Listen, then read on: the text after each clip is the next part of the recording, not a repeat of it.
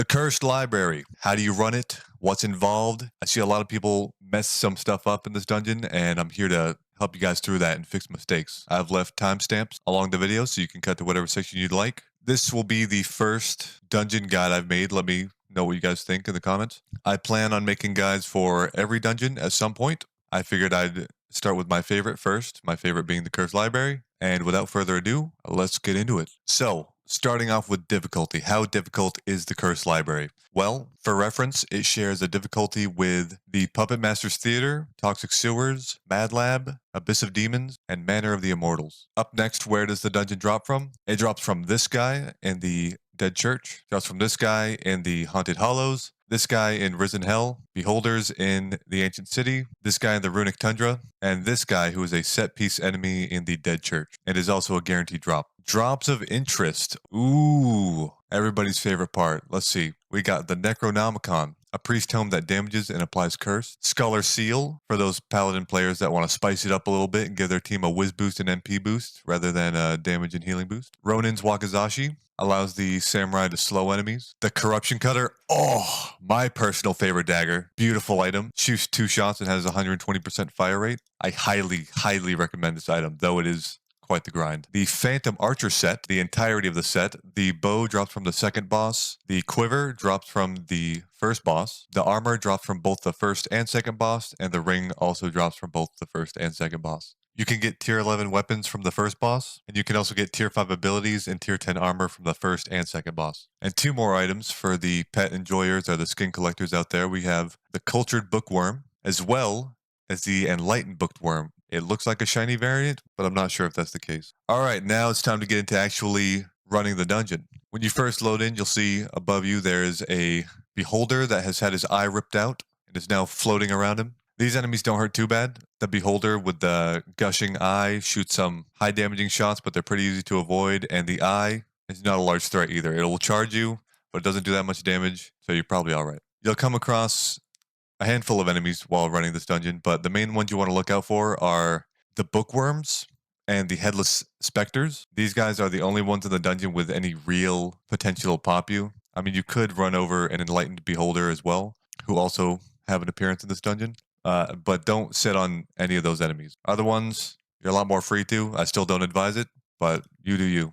There's also these pink guys that are very annoying. They shoot 2 arcing slow shots that leave you slowed for a little over 3 seconds, which feels like an eternity when you're trying to rush the dungeon, and can get you in very sticky situations. If you do get slowed, you're probably going to be near one of the purple guys and or one of the blue guys as well. This is where things get very dangerous and you will probably take a lot of damage. The purple guys do a ton of damage, and the blue guys can do a ton of damage if you're just taking shot after shot. And they shoot very frequently, they shoot in lines. It can be very painful if you get slowed.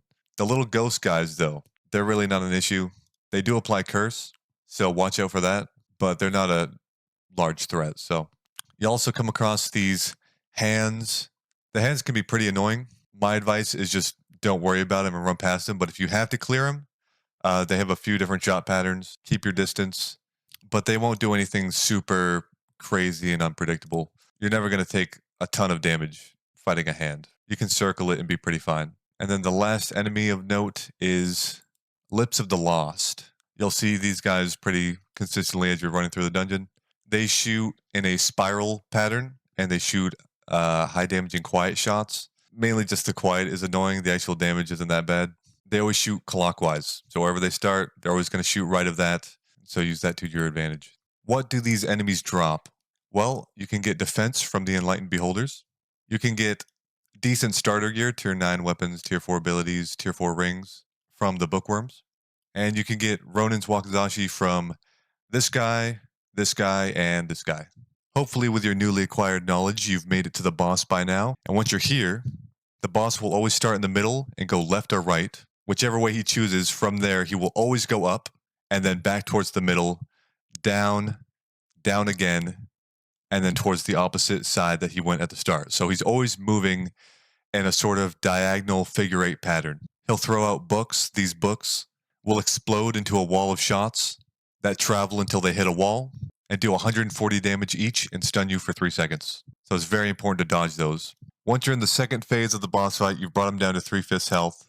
Now he will sit in the middle and regularly shoot walls of shots that have a gap just big enough for you to stand in and avoid being stunned and taking a lot of damage. This phase can be very difficult for new players, so I recommend you try to keep your distance. And if you're a melee, well, good luck. It's probably going to be pretty tedious if it's your first few times doing the dungeon. Just wail on him until you get him down to the next phase. Once you have him down to the next phase, he'll start to spawn enemies and travel in any of the 4 possible directions. From this point on, his movements are random.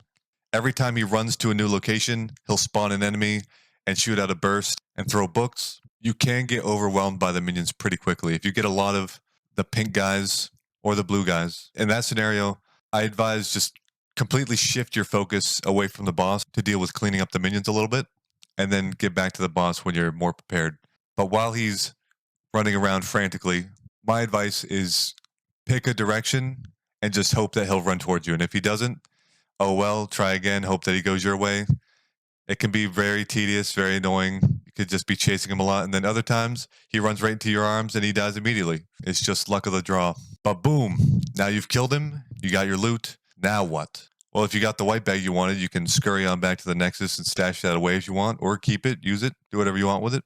But after you defeat the boss, you'll notice some dialogue in the chat, as well as red markers on your minimap. These markers signify pressure plates that you didn't stand on when you ran through the dungeon initially, and you need to go back and stand on each one of them to open the secret door to the second boss. These pressure plates appear in various dead ends throughout the dungeon. You know you've entered a pressure plate room when you see these blue worms. If you see any amount of those near the entrance to a room, you know it's a dead end. If you're not worried about doing the second boss, I'd advise just turning around immediately, because you know that's the wrong way, and trying elsewhere.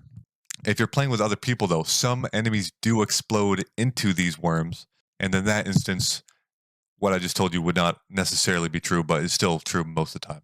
So run around, go back through the dungeon, step on all these pressure plates, head back to spawn, where you came in, and below the Portal of Cowardice, you will find a little crack that leads to a new room, and this is where you'll fight the second boss. The second boss can be quite challenging. Once you engage him, he'll start floating around the room, shooting in a spiral pattern. These shots are very important to dodge, as they do 140 damage and sicken you for 2.4 seconds. Sickness, if you didn't know, means you cannot heal in any way, shape, or form for that duration. So very important you dodge those. And as he does this, he will also send out waves of enemies. The first wave is just one. This enemy doesn't do a lot of damage. He's pretty easy to kill. Just kill him. It buys you time to focus on dodging the boss's main attacks. Gives you a little time to practice. Second wave, same guys before, with the addition of a new guy that shoots out slowing shots. This wave's pretty easy as well, but I would practice dodging the slowness shots because they can be detrimental for wave 3 and 4. Wave 3, the 2 previous guys and a new guy, they're all kind of shaped different too, so you can tell which enemies are shooting what. This enemy, you do want to try to dodge these shots. They do 100 damage each, and this is where things start to become pretty challenging. Wave 4, after you kill all the enemies in wave 3, wave 4, the final wave, is the 3 previous enemies and a new enemy that shoots these slow, drifting, lingering shots, and they do a ton of damage. They do 160 each. It's very important you dodge these. Dodging these while also dodging the main attack of the boss can be very challenging. I've seen some very loaded players die on this phase, and it takes some getting used to, but eventually you'll get it down, and it's not as bad. And then finally, once you've killed all 4 waves, the boss will now become vulnerable again. He'll start shooting in a new spiral pattern. Just stay in front of him. It's not hard to dodge. Just wail on him. He'll change directions very abruptly. If he starts going counterclockwise, don't hug him too close, because if he switches back, you may be too close to react and get popped. That'd be a very pathetic and sad death. And once you finish wailing on him, you will finally have your loot, which is probably just a potion of it or potion of attack, but hopefully it's one of the phantom set pieces or a corruption cutter or necronomicon. All right, let's get into rushing the dungeon. In my opinion, the Cursed Library, for its difficulty, is one of the easiest dungeons to rush, but lots of people do it wrong and make a lot of simple mistakes that are very avoidable, which is a large reason why I wanted to make this guide to begin with. Mistake number 1. People, as they're running through this dungeon, constantly attack because that's what you do in every other dungeon in the game. This dungeon is the one dungeon where I advise you do not attack because the bookworms and the headless specters, when they enter rage phase, they are much, much more scary and have actual potential of popping you now. When they're not enraged, they're not that scary, but they both enter rage phase at around 30% health and become very threatening. Bookworms move at light speed and just shoot out an insane amount of shots. Headless specters, more tolerable, don't move as fast and erratically, but still do a ton of damage. And there's just no sense to increase your risk if you don't have to. So do not shoot while you're rushing, please. Unless you know what you're doing, you can kill the purple guys and the blue guys and the pink guys. I wouldn't even bother taking time to kill the pink guys. They're just annoying. But avoid bookworms and headless specters at all costs, and please do not shoot them. Tip number 2, avoid the slowing shots of the pink guys. I already said this in the beginning, but the best way I've found to avoid these guys is if you run directly at them. Usually the shots just arc around you, but eventually you're going to have to pass them, and when you pass them, sometimes you may not be fast enough to just run past them without getting hit. You might have to stop for a second and then continue going, but that's how you deal with those guys. Lips of the Lost really should be no issue, but they are annoying because they can quiet you. But other than that, they're no threat. And it's very rare, but if you come across a Lips of the Lost that says Tertiary, in 1 to 2 seconds, he will explode into a bunch of shots. They don't hurt you, don't worry, they do 0 damage, but it's some sort of reference. You may come across them in Enlightened Beholders. These guys will drop death pots just like normal Beholders. Kill them if you want. If you don't need the death, just run past them. Don't sit on them. They're not as threatening as Headless Specters or Bookworms, but they will still do a ton of damage if you sit on them, so do not sit on them. Avoid the curse shots of the little ghost guys. If you can help it, just something to pay mind to. Not super important. And if you're not trying to do second, as soon as you see a maggot in a doorway, head the other way. That's a dead end. There's a pressure plate in there. You're not doing second. You're not worried about it. Just ignore it. If you are doing second, step on the pressure plate, move on. If you're not rushing, but someone else is, I see a lot of people, they just sit there with their arms back, watching a movie on the side, eating chips and Doritos, just slobbering on themselves, doing nothing, waiting for someone else to get to the boss. If someone's rushing and you're too afraid to rush, you can still do your best to clear in the meantime and head a direction they didn't go. So if some guy's heading towards the boss, but you see there's a spot where he could have gone left and he went up, you can go left, see if that room has a pressure plate. Now you've just narrowed down one pressure plate from triggering the second boss, and it makes the overall dungeon go faster. I see so many people just sit there. Lots of times they'll run into a room with a pressure plate and they're so unamused and uninterested that they just don't even have the energy to go step on it. They sit there and just wait until someone gets to the boss and then they teleport. Please try to make yourself useful if someone else is rushing. You don't have to, but it goes a long way. Some last little bits of trivia. After you kill the second boss, the Realm Eye will appear, and you can mention any dungeon in the game and any item in the game to the Realm Eye, and it will give you some piece of information about it. And after it does, it will spawn a portal for you to leave the dungeon. There's also some special phrases you can say. The special phrase is part of the super Easter egg related to the Inner Workings dungeon. It doesn't start here, but there is a part of it here where you mention the inner workings in chat, to which the Realm Eye will reply with an encrypted message, which you have to decrypt, then tell the Realm Eye Craig sent me, to which the Realm Eye will respond with another encrypted message and give you the last piece of information you need to advance in the super Easter egg to find the inner workings. And with that, you're now an expert on the Cursed Library dungeon. Let me know if this helped you guys. Let me know what you think in the comments.